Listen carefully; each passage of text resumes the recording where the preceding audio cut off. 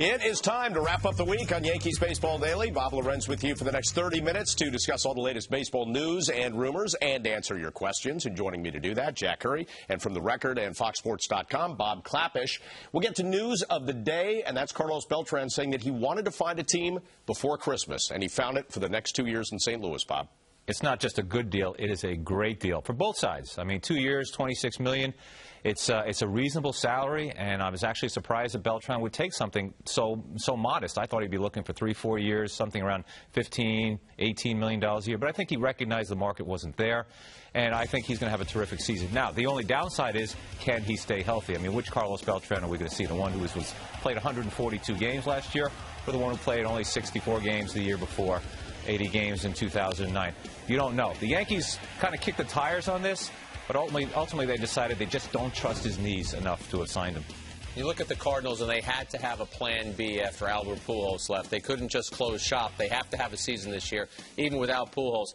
And considering that they lost Pujols, I'm in agreement with Bob. I like this move. I like that they only had to give him 2 years. You look at Willingham and Kadire. They both got 3-year deals. They're a couple years younger than Beltran. But you look at what the Cardinals have done now for Cal, Beltran, Holiday, Berkman, Freese, Molina. That's probably the first 6 in their batting order. In the National League, that's a very good lineup. The key, though, again, he's got to stay on the field. The one thing I don't like about this, he's going to play right field, but they've also talked about sliding him over to center and benching John Jay against some lefties. I would treat Beltran with kid gloves. I would try and leave him in right field as much as possible. All right, you mentioned David Freese. He's very happy to have Carlos Beltran as a teammate. In fact, he tweeted as much. He said, glad to have Carlos Beltran on board with the Birds. Great player. Hashtag boom and postseason monster. And, you know, it's interesting to me, Bob, because let's say they were at $220 million for Albert Pujols. They paid $26 million here. And if you believe the perception that maybe Pujols was sliding a little bit and Beltran is now healthy, maybe it might not be a wash, but it's certainly a nice piece in the middle of that lineup. Well, the Cardinals had money. They were flush with cash that they didn't have to pay Pujols, so it doesn't hurt that much financially. And to get back to what Jack said about that lineup, there's 3 pinch hitters now. I'm sorry, 3 switch hitters in that lineup.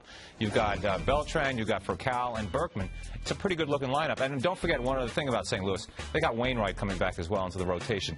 Right now, you got to pick them as to be the leaders in the division. Right, Wainwright coming back. You match him up with Carpenter. But you're right, Bob, and we talk about Pujols. You never replace Pujols, but they could have tried to use that money to go after Prince Fielder. It might not have been enough.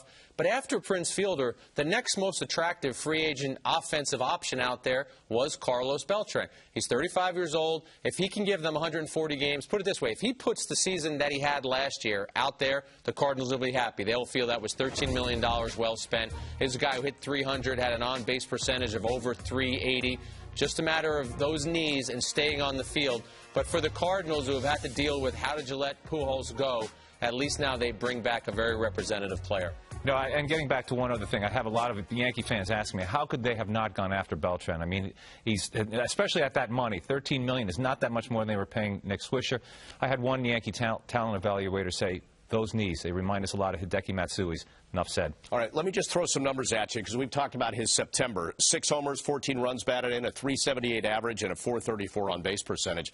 Is that a sign that he's getting healthy, do you think, or maybe was it a bit of an aberration? No, I don't think it's an aberration. He's that kind of player. He has shown in his career that he can carry a team. I wouldn't expect him to do that every month, but I do think when he is healthy, he can be a still very productive player. We saw that last year. I think that's what the Cardinals are hoping for. And again, they're hoping that the knees hold up and this guy is able to play 140-plus games. Highest line drive percentage of his career since 2006. That says a lot. Although, remember, it was a walk year, so you never really know what's coming in those kind of situations. All right, by the way, the Cardinals were the top-scoring team in the National League last season. So let's talk about that because they finished second to Milwaukee in the division. Milwaukee had 96 wins, the Cardinals 90. Is this a team that can get 90 and then, given the state of flux in the National League Central, maybe win that division with 90 wins? I definitely think the Cardinals are my favorite right now to win that division. I know we have a tendency to say that the Central, it's kind of this division that is up in the air. But I look at the Cardinals right now. You add Wainwright to the team that they had last year. Yes, you're going to have some fall off with not having Pujols, but I think Beltran picked some of that up. And then look at the team ahead of them, the Brewers. They're losing Prince Fielder. They're probably going to lose Braun for a third of the year. So I would say that the Reds would be my second pick because I like what they've done with adding Latos and Marshall as a piece in the bullpen. And after that, the rest of the division doesn't excite me. How about you, Bob? Totally agree. It's the Cardinals division right now. And funny, a month ago we were thinking about, oh, poor Cardinals. They lose Pujols. Tony La Russa retires. They're going to be having a rookie manager next year. It's all going to disappear. But right now they look like the favorites.